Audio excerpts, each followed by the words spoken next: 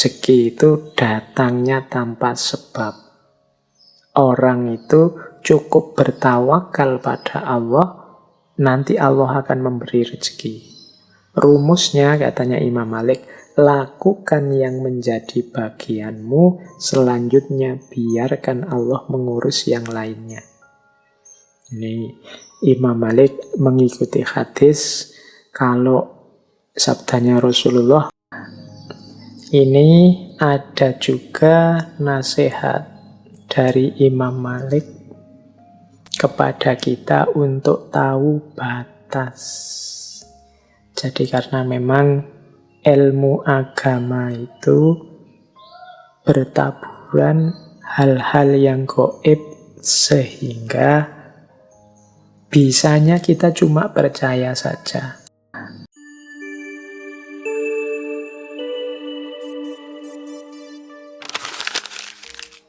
Bismillah. Assalamualaikum warahmatullahi wabarakatuh. Bismillah. Mari kita lanjutkan ngaji filsafat kita.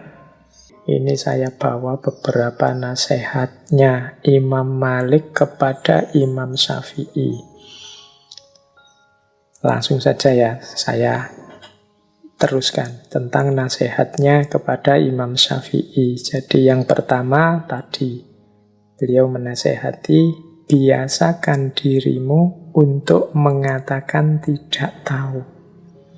Ini kalimatnya biasakan, karena orang yang tidak terbiasa mengatakan tidak tahu, biasanya gengsi mengatakan tidak tahu.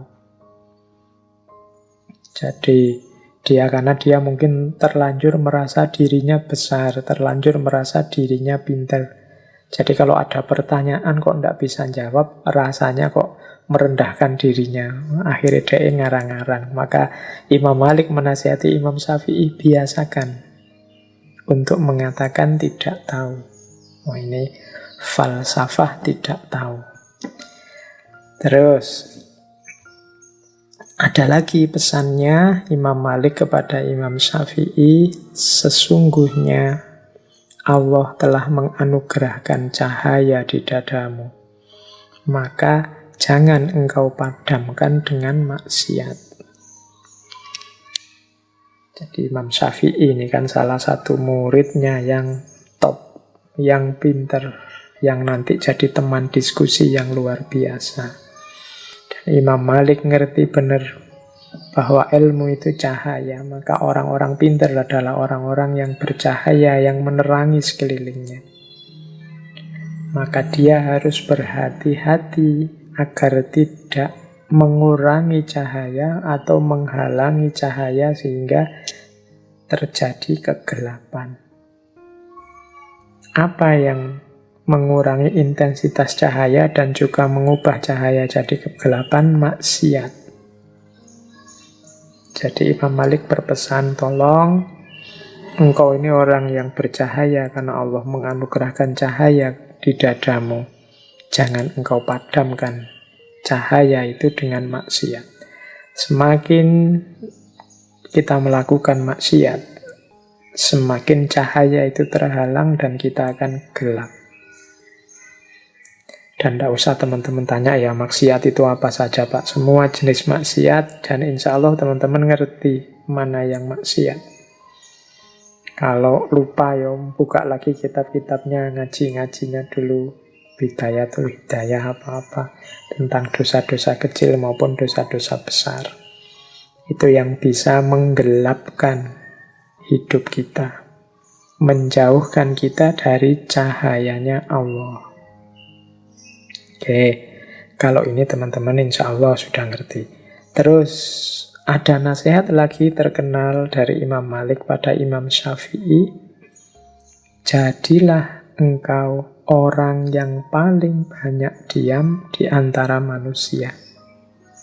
Jika mereka benar, ikutlah di dalamnya, dan jika mereka salah, jangan ikuti mereka.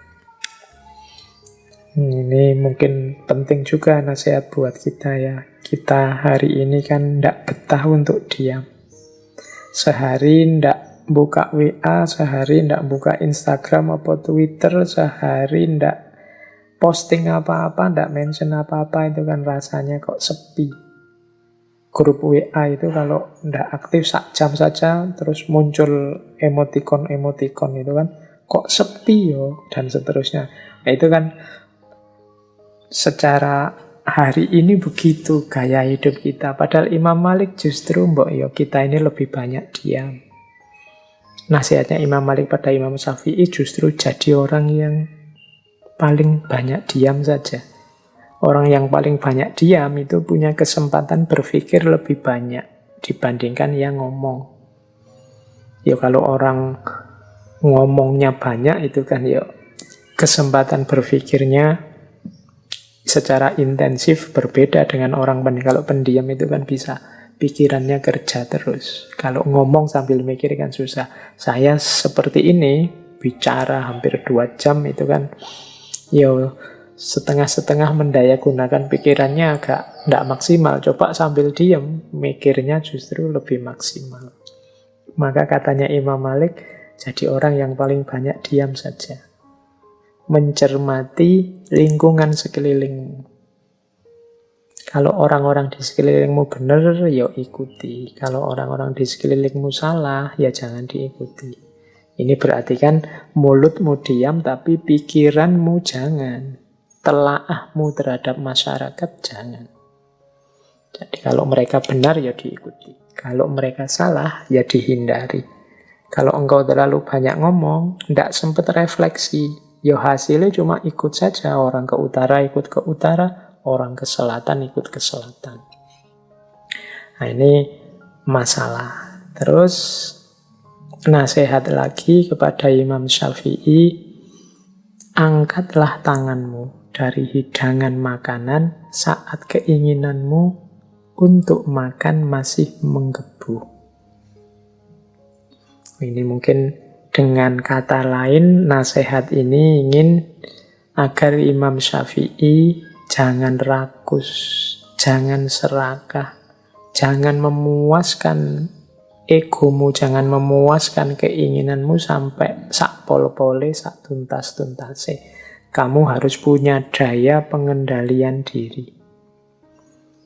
Mengangkat tangan dari hidangan makanan saat keinginan makan masih ada, itu kan berat.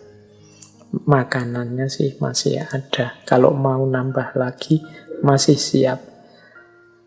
Dan sebenarnya juga belum terlalu kenyang, masih ingin nambah lagi. Tapi nasihatnya Imam Malik, kalau engkau bisa berhenti dalam situasi seperti itu, ya berarti engkau punya kemampuan mengendalikan diri. Hasrat dan nafsu jangan dimanjakan. Jadi ini salah satu jalan untuk mendidik diri. Kita ini kan sering kesulitan di sini. Kalau sudah seneng itu terus. Mungkin di antara teman-teman ada yang maniak game ya, game online apa game apa. Itu kan terus. Coba nasihatnya Imam Malik ini dijalankan. Keinginan main gamenya masih menggebu-gebu, kuotanya masih banyak, tapi ya saatnya berhenti ya berhenti. Jadi kemampuan mengendalikan diri. Nah ini nasihat-nasihat penting ini saya pilih dari Imam Malik pada Imam Syafi'i yang menurut saya relevan untuk kita ikuti juga hari-hari ini. Oke, ini Imam Malik dan Imam Syafi'i ini kan guru murid, sama-sama pinter, sama-sama luar biasa. Dalam banyak pandangan mereka ini berbeda. Tapi tetap Imam Syafi'i menghormati Imam Malik. Imam Malik menyayangi Imam Syafi'i. Ada banyak cerita perbedaan pendapat antara guru murid ini, tapi berakhir dengan kegembiraan. Berakhir dengan kebahagiaan semuanya. Ini perlu kita teladani. Berbeda tidak harus konflik. Jadi ada cerita begini. Jadi suatu ketika Imam Malik ini bilang pada Imam Syafi'i pandangannya tentang rezeki. Katanya Imam Malik, rezeki itu datangnya tanpa sebab. Orang itu cukup bertawakal pada Allah, nanti Allah akan memberi rezeki. Rumusnya, katanya Imam Malik, lakukan yang menjadi bagianmu, selanjutnya biarkan Allah mengurus yang lainnya. Ini Imam Malik mengikuti hadis, kalau sabdanya Rasulullah, kalau kalian bertawakal pada Allah, sebenar-benarnya tawakal, Allah akan memberikan rizki kepada kalian, sebagaimana rizki kepada burung yang pergi dalam keadaan lapar, lalu pulang dalam keadaan kenyang. Jadi pendapatnya Imam Malik, rezeki itu tidak usah dicari, cukup orang itu jalankan tugasnya dengan baik. Yang guru jadi guru dengan baik, dosen jadi dosen dengan baik, yang tani ya kerjakan lahannya dengan baik, sudah. Rezekinya apa, berapa, seperti apa, itu urusannya Allah dan akan datang sendiri. Nah, ini pendapatnya Imam Malik. Nah, Imam Syafi'i punya pendapat yang berbeda kepada gurunya. Wahai Syekh, karena tadi alasannya hadis seperti burung yang pergi dalam keadaan lapar lalu pulang dalam keadaan kenyang, Imam Syafi'i bilang, wahai Syekh, kalau burung itu tidak keluar dari sangkarnya, bagaimana mungkin ia mendapatkan rezeki? Jadi gurunya bilang rezeki itu tidak usah dicari, dia akan datang sendiri. Kalau Imam Syafi'i bilang, ya ndak, rezeki ya harus dicari, harus dijemput. Nah, ini beda pendapat, tapi ya ndak gegeran. Nah, ada cerita terus. Suatu ketika Imam Syafi'i ini berjalan-jalan, beliau melihat serombongan orang sedang panen anggur. Wah, terus Imam Syafi'i, wah, ini ada kesempatan untuk dapat rezeki. Imam Syafi'i terus membantu panen anggur itu, membantu orang panen. Nah, setelah panen selesai, Imam Syafi'i diberi imbalan beberapa ikat anggur sebagai balas jasa. Wah, ini seneng Imam Syafi'i ini, dapat anggur lumayan ini. Selain dapat anggur ini, saya mau menunjukkan ke guruku bahwa teoriku yang lebih benar. Datanglah Imam Syafi'i dengan membawa anggur pada Imam Malik. Ditaruhlah anggur itu di depan Imam Malik. Imam Syafi'i cerita pengalamannya tadi, membantu orang panen anggur. Terus Imam Syafi'i bilang, seandainya saya tidak keluar dari pondok kita ini dan melakukan sesuatu membantu orang panen, ya tentu saja anggurnya tidak akan pernah nyampe di tangan saya ini, yang kita makan bareng-bareng ini. Kalau saya diam saja, ya anggurnya tidak datang. Mendengar kalimatnya Imam Syafi'i ini, Imam Malik ya tersenyum. Kemudian dia ngincipi anggurnya. Loh, hari ini tuh aku ndak keluar kemana-mana. Aku ya ngajar saja, seperti biasa. Tapi tadi itu aku mikir, alangkah nikmatnya ya kalau panas-panas gini ada anggur datang. Tiba-tiba engkau datang sambil bawa beberapa ikat anggur. Loh, bukankah ini bener aku toh? Lakukan yang jadi bagianmu, rezeki urusannya Allah. Nah, jadi dua orang guru murid pendapatnya beda, masing-masing membawa bukti. Akhirnya bagaimana? Akhirnya dua-duanya sama-sama tertawa, sama-sama senang menikmati anggur bersama-sama. Nah, ini adabnya orang beda pendapat. Berakhir dengan gembira, berakhir dengan bahagia, saling tertawa bersama. Semoga kita juga begitu. Kita ini susah sekali kalau beda pendapat diakhiri dengan bahagia bersama, tertawa bersama. Sering-seringnya kita itu kalau beda pendapat berakhir dengan konflik, nambah musuh.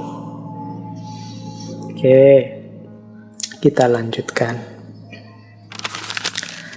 Nah, ini ada juga nasihat dari Imam Malik kepada kita untuk tahu batas. Jadi karena memang ilmu agama itu bertaburan hal-hal yang gaib Sehingga bisanya kita cuma percaya saja. Yo, akal kita mungkin dipaksakan bisa membahas. Cuma hasilnya kalau katanya orang barat spekulasi-spekulasi.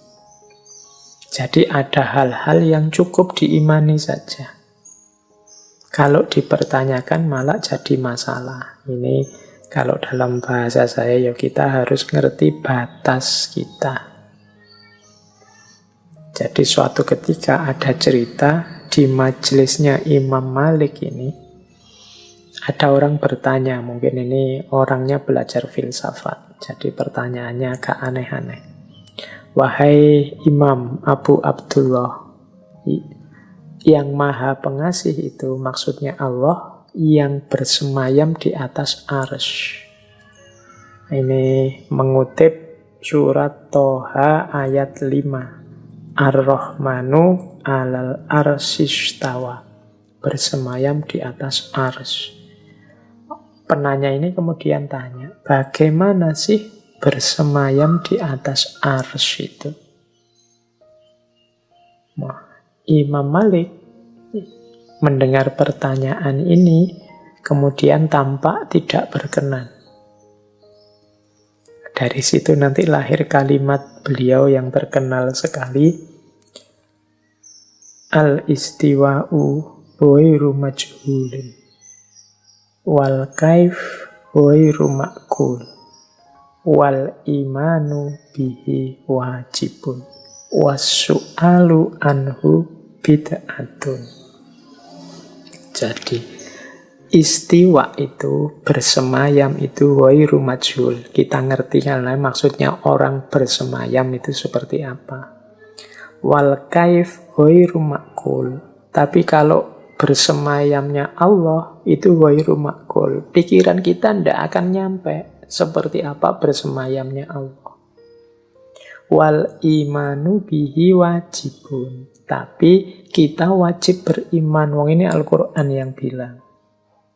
Wasu'alu anhu bid'atun. Mempertanyakan hal ini itu bid'ah, mengada-ada. Kenapa disebut mengada-ada? Lawang wal kaifu wairu ma'qul. Detail caranya akal kita tidak akan nyampe. Jadi kalau minta jawaban pasti bagaimana Allah bersemayam, tidak akan bisa kita. Cukup kita imani bahwa Allah bersemayam. Seperti apa? Wallahu a'lam bishawab. Wasu'alu anhu bid'atun. Ini nama lain dari mbok kita tahu batas. Mari kita diskusikan hal-hal yang produktif, hal-hal yang positif untuk meningkatkan kualitas diri kita, kualitas hidup kita. Hal-hal yang memang tidak terjangkau dan hanya bisa diimani, ya kita imani. Ini mungkin nasihat dari Imam Maliknya. Masih banyak tema-tema yang lain yang positif, konstruktif, produktif untuk kehidupan. Dibandingkan tema-tema yang kadang-kadang malah bikin rumit, bikin ruwet, tidak ada manfaatnya. Kita harus tahu batas dalam hal ini. Maka al-istiwa'u ghairu majhul wal kaifu ghairu ma'qul wal imanu bihi wajibun wasu'alu anhu bid'atun. Nah, itu fatwanya Imam Malik. Kalau ada pertanyaan-pertanyaan yang tidak seharusnya ditanyakan. Jadi dalam belajar itu kadang-kadang kunci utamanya harus pertanyaan yang benar dulu. Kalau ada teman-teman ditanya orang, coba dievaluasi dulu, jangan kesusu dijawab, dicek dulu, jangan-jangan yang salah pertanyaannya. Jadi dulu waktu saya belajar filsafat ketuhanan klasik itu ada isu yang diperdebatkan ramai sekali. Tapi ternyata ketemunya ini yang salah pertanyaannya tentang kemahakuasaan Tuhan.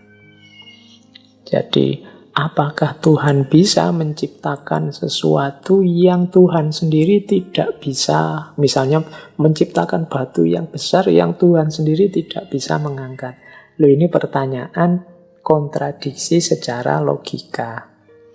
Karena yang dicari Tuhan bisa atau tidak, tapi parameternya Tuhan tidak bisa. Apakah Tuhan bisa menciptakan yang Tuhan sendiri tidak bisa? Ada dua hal yang kontradiksi. Nah, ini ada isu ini di filsafat ketuhanan. Oke, baik. Jadi intinya ini menasehati kita untuk tahu batas. Terus kita lanjutkan. Sekarang ada juga nasihat beliau tentang zuhud. Ada dua kalimat dari Imam Malik yang berhubungan dengan zuhud. Yang pertama kata Imam Malik, apabila seseorang itu zuhud, Allah akan memberi nikmat kepadanya. Yang kedua, zuhud itu bukan ketiadaan harta, namun mengosongkan hati darinya. Ini dua kalimat untuk jadi bahan kita muhasabah. Jadi orang zuhud itu orang yang hatinya tidak terikat, tidak tergoda oleh dunia. Katanya Imam Malik, justru sebaliknya orang yang tidak terikat dan tidak tergoda ini akan mendapatkan nikmat dari Allah. Mungkin kalau pakai bahasa lain, kalau engkau tidak mengejar dunia, dunia yang mengejarmu. Ya tentunya atas seizin Allah. Jadi dengan cara zuhud, kita bisa semakin dekat dengan Allah, hati kita tidak sibuk dengan dunia, dan ternyata dunia yang mengejar kita, Allah yang mencukupkan dan memberi nikmat dalam hidup kita. Nah, ini mental semacam ini adalah mentalitas zuhud. Ya mungkin agak beda dengan kita, kalau kita ini kan masih banyak takut-takutnya dalam hal duniawi. Takut kalau besok tidak dapat pekerjaan, misalnya teman-teman mahasiswa. Takut apa cukup gajiku sekian, misalnya yang sudah punya pekerjaan. Takut kira-kira nanti saya bisa dapat jodoh apa enggak ya, misalnya yang jomblo.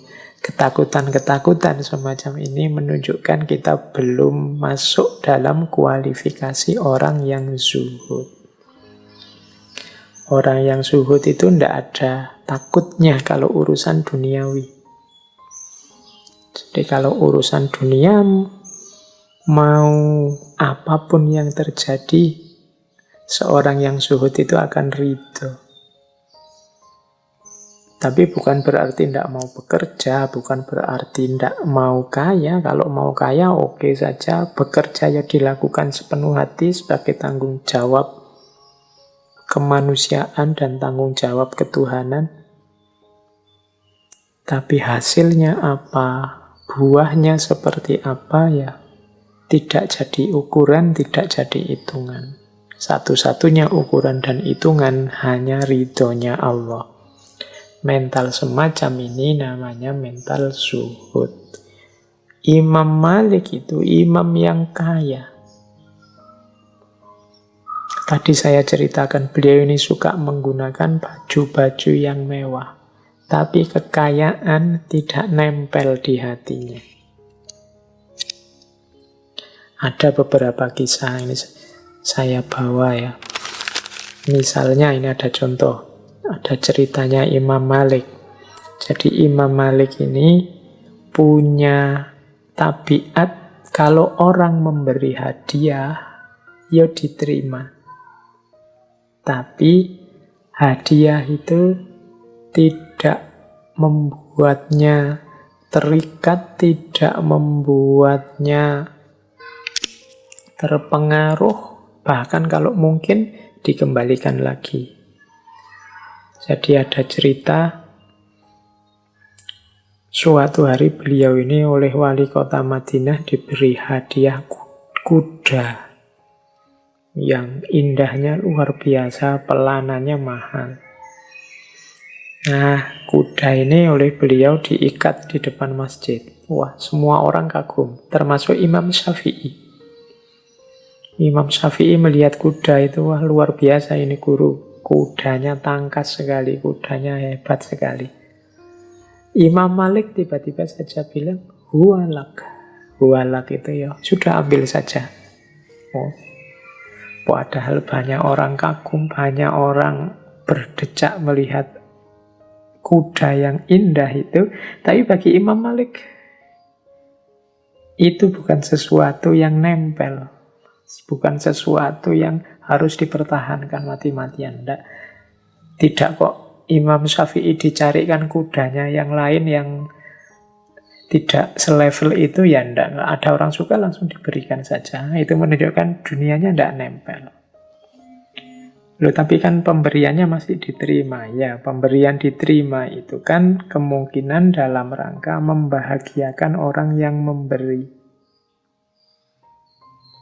Jangan lupa, kebahagiaan itu tidak cuma saat diberi, tapi kebahagiaan lebih besar itu kebahagiaan memberi.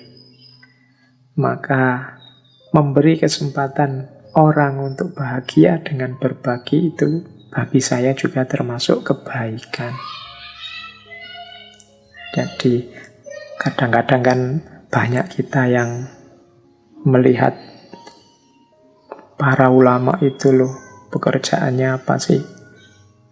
Kemudian kita vonis mereka, wah mereka itu cuma nunggu sangunya dari orang-orang yang sowan, orang-orang yang datang. Insya Allah para ulama itu mentalnya seperti Imam Malik ini. Pemberian akan selalu diterima dengan pertimbangan bahwa orang memberi itu punya kebahagiaannya sendiri. Orang memberi itu ada kepuasannya sendiri. Plus pemberian itu tidak akan nempel, tidak akan melekat ke mereka. Kalau saat itu juga ada orang butuh, pasti pemberian tadi akan diberikan pada yang butuh. Sebagaimana Imam Syafi'i begitu lihat kendaraan yang luar biasa, ya langsung sama Imam Malik, ya sudah kalau kamu suka, huwalak, ambil saja. Kuda itu buatmu. Nah, ini contoh sikap yang tidak terikat oleh dunia. Ini yang disebut mental zuhud. Kaya raya tapi batinnya adalah batin yang zuhud. Ada cerita lagi. Suatu ketika Imam Malik ini dikirimi uang 1000 dinar oleh Khalifah Al-Hadi. Nah, Imam Malik sudah curiga ini, karena yang memberi Khalifah mesti ada pamrihnya. Nah, dalam kasus seperti ini, oleh Imam Malik, uang ini disimpan baik-baik, tidak disentuh sedikit pun. Suatu ketika Khalifah datang ke Madinah. Setelah menunaikan ibadah haji, mengunjungi Imam Malik. Nah, sambil datang ini membawa salam tempel kalau sekarang namanya ya. Uang yang diamplopi itu 1000 dinar lagi. Kemudian beliau merayu Imam Malik untuk pindah ke Baghdad, diberi jabatan yang tinggi. Oleh Imam Malik, kebetulan Khalifah Al-Hadi datang, tawaran untuk pindah ke Baghdad ditolak, uang salam tempelnya ditolak, plus dulu uang 1000 dinar yang dikirim, yang sama sekali belum disentuh, dikembalikan lagi. Nah, ini salah satu contoh bagaimana beliau ini tidak terikat oleh dunia, punya mentalitas zuhud. Oke, baik, kita lanjutkan lagi ya. Nah, ada salah satu contoh hikmah yang luar biasa dari Imam Malik adalah sikap yang tidak sok tahu. Jadi Imam Malik ini dikenal punya kalimat idola, yaitu la adri. atau aku tidak tahu. Dan ini banyak sekali cerita-cerita tentang tabiat sangat tawaduknya Imam Malik. Jadi beliau ini tidak mengklaim dirinya tahu segala hal. Kalau memang ada pertanyaan yang beliau tidak tahu, beliau tidak malu-malu jawab, saya tidak tahu. Dan tidak akan ngarang-ngarang jawaban untuk menghibur orang biar kelihatan pinter, enggak. Atau biar orangnya puas, enggak. Kalau tidak tahu ya tidak tahu. Karena urusan ilmu tidak bisa sembarangan. Ada cerita seorang laki-laki dari jauh, dari tempat yang jauh datang pada Imam Malik tentang satu masalah. Imam Malik menjawab, la uhsinuha. Jadi, la uhsinuha itu artinya aku tidak ngerti masalah itu dengan baik. Bayangkan, ini tidak sekedar tidak tahu. Aku tahu, tapi pengetahuanku belum tuntas. Makanya jawabannya la uhsinuha. Aku tidak ngerti masalah itu dengan baik. Nah, laki-laki ini mendesak. Karena mungkin bayangannya dia kan ini ulama besar, masa tidak tahu. Tolonglah, aku telah melakukan perjalanan jauh untuk bertanya kepadamu tentang masalah ini. Imam Malik terus menegaskan, ketika engkau kembali ke tempat tinggalmu, kabarkan pada masyarakat di sana bahwa aku berkata kepadamu, la uhsinuha. Jadi ya aku ngerti kamu orang jauh, tapi aku ndak ngerti masalah itu dengan baik. Jadi ya nanti kalau kamu kembali pada masyarakatmu, katakan saja apa adanya. Jawabannya Imam Malik, la uhsinuha. Nah, ini contoh ulama besar yang sadar diri dan tahu diri. Ngerti batas pengetahuannya. Kalau memang tidak tahu, ya bilang tidak tahu. Biar tidak menyesatkan orang. Ada cerita dari Khatib Al-Baghdadi, dan beliau cerita bahwa Imam Malik itu satu ketika pernah ditanya 48 masalah. Yang dijawab hanya 2. Sisanya dijawab dengan la adri. Jadi sisanya dijawab dengan tidak tahu. Ya karena memang tidak tahu, mosok ngarang. Karena memang tidak tahu kan tidak mungkin terus dikira-kira apalagi urusan agama. Jadi saya tidak tahu. Bahkan tidak hanya la adri, tadi kan la uhsinuha. La uhsinuha itu jane yang ngerti, tapi belum tuntas. Aku belum tahu dengan baik. Nanti saja kalau sudah dicek sampai baik, baru berfatwa. Kalau memang belum tahu, ya belum tahu. Makanya ada satu quotes yang luar biasa dari kalimatnya Imam Malik, Junnatul alim qauluhu la adri. Jadi bentengnya orang alim adalah kata-kata la adri. Aku tidak tahu. Nah, ini cuma ya bukan berarti terus ini menyembunyikan ilmu. Ya kalau tahu ya disampaikan tahu. Tapi kalau tidak tahu jangan gaya tahu. Apalagi ngarang-ngarang. Kalau filsafat sih ngarang tidak masalah. Lahir filsafat yang baru. Tapi kalau agama kan kita tidak bisa ngarang. Jadi benteng kita sebagai ilmuwan itu la adri. Nyaman sudah. Ya yang lain juga begitu. Kalau ada tokohmu, idolamu, ulama yang kau ikuti menyatakan la adri, ya jangan diremehkan, jangan dianggap rendah, jangan dianggap berarti ilmunya masih cetek. Tidak begitu. Justru itu menunjukkan kebesaran hatinya, ketawaduannya untuk tidak mengatakan sesuatu yang dia belum sepenuhnya mengerti. Jadi ya nanti dulu. Kalau saat ini ditanya, ya jawabannya masih la adri.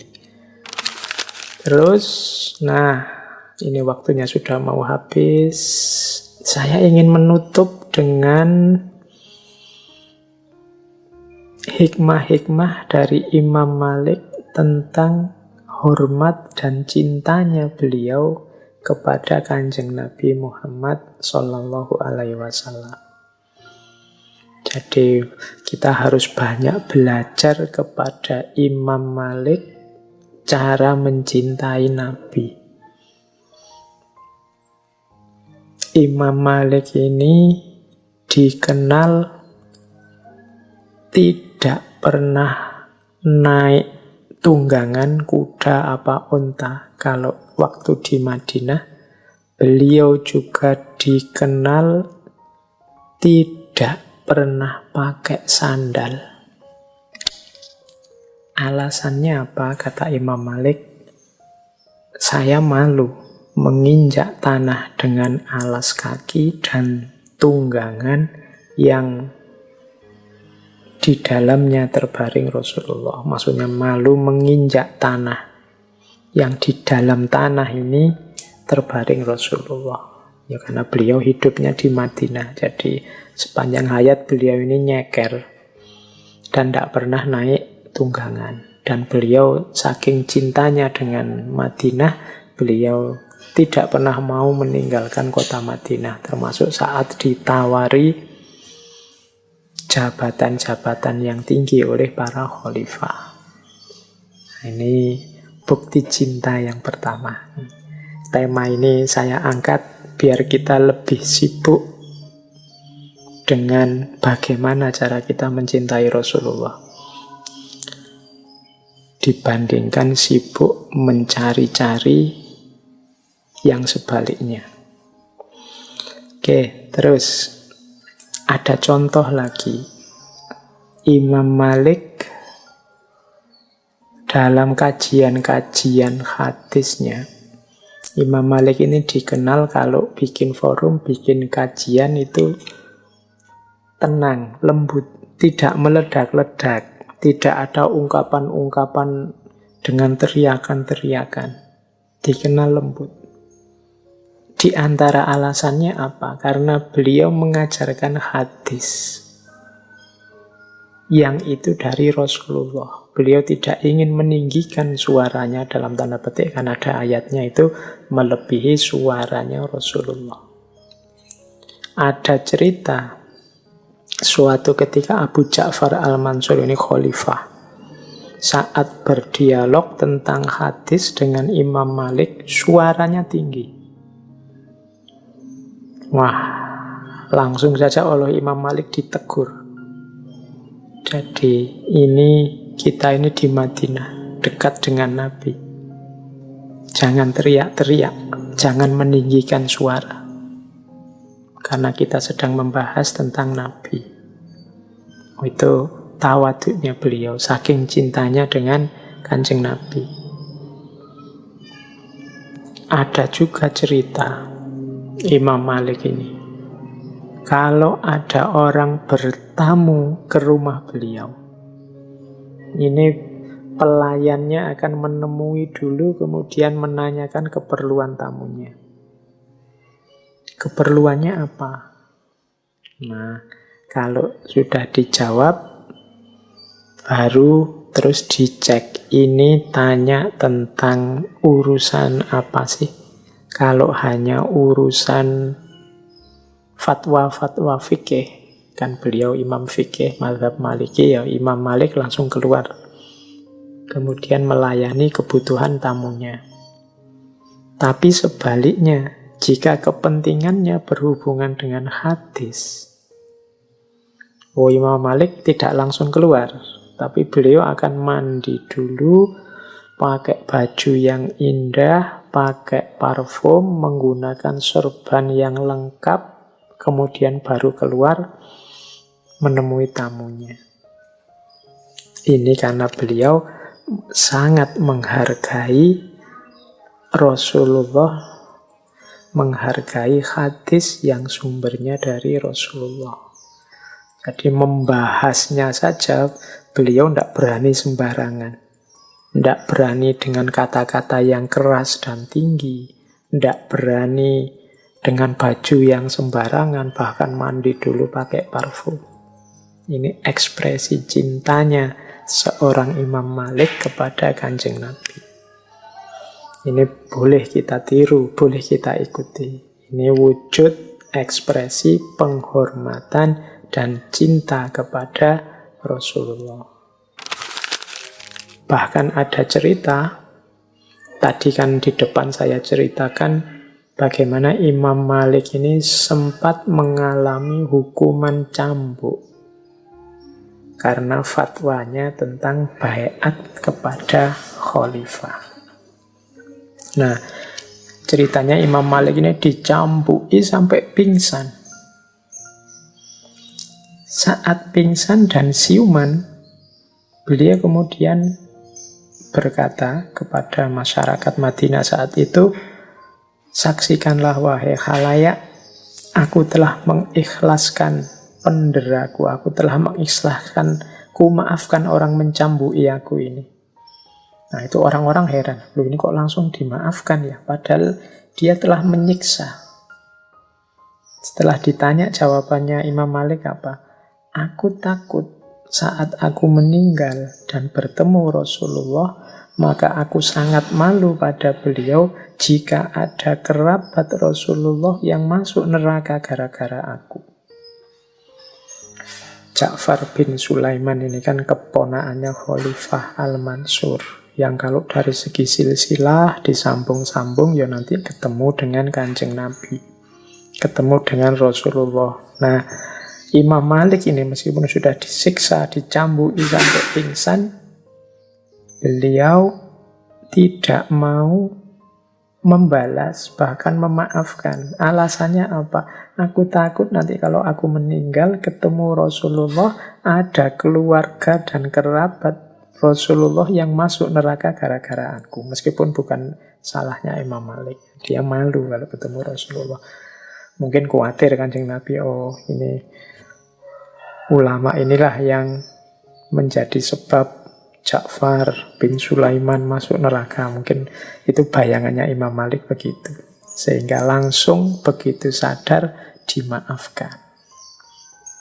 Oke, itu salah satu bukti cintanya Imam Malik kepada Rasulullah. Baik, saya kira sudah ya. Masih adakah waktu? Oke, kalau masih ada saya tambah satu cerita lagi. Ini biar kalau tema-tema kayak gini enak cerita-cerita saja biar tidak terlalu berpikir. Ada cerita ini hubungannya dengan Rasulullah juga. Ini pelajaran buat kita. Jadi satu ketika Imam Malik ini dijamu murid-muridnya. Makan enak untuk buka puasa. Begitu melihat hidangan, ini Imam Malik menangis. Wah, ini murid-muridnya heran. Wahai guru, kenapa menangis? Apa engkau tidak berkenan dengan hidangan yang kami siapkan? Imam Malik cerita bahwa hal yang sama dulu pernah dialami oleh guru beliau, yaitu Imam Ja'far Shadiq. Imam Ja'far Shadiq itu pernah juga dijamu oleh Imam Malik untuk buka puasa, dan dalam perjamuan itu Imam Ja'far Shadiq juga menangis. Terus Imam Malik tanya, wahai guru, kenapa kok menangis? Apa tidak cocok dengan hidangan yang saya siapkan? Terus Imam Ja'far Shadiq menjawab, wahai muridku, ketahuilah jika aku sekarang teringat kepada datukku Nabi Muhammad Shallallahu Alaihi Wasallam. Dulu ketika beliau masih hidup, beliau sering berbuka hanya dengan 3 buah kurma. Bahkan tak jarang karena tidak ada makanan lagi, beliau berbuka hanya dengan sebutir kurma.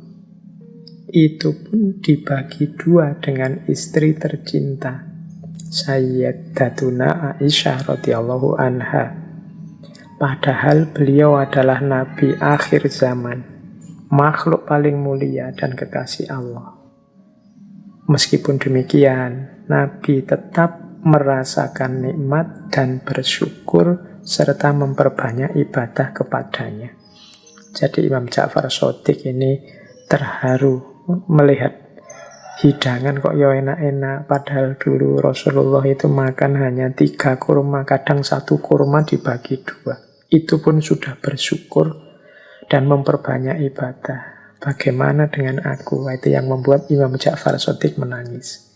Nah, selanjutnya Imam Malik, muridnya, mengalami peristiwa yang sama. Dan beliau ingat juga perkataannya Imam Ja'far Shadiq, teringat kesederhanaan hidup Rasulullah. Sehingga beliau juga menangis. Oke, ini salah satu cerita menunjukkan rasa cinta terhadap Rasulullah dan kesiapan untuk meneladani laku yang dijalankan oleh Rasulullah dari Imam Malik.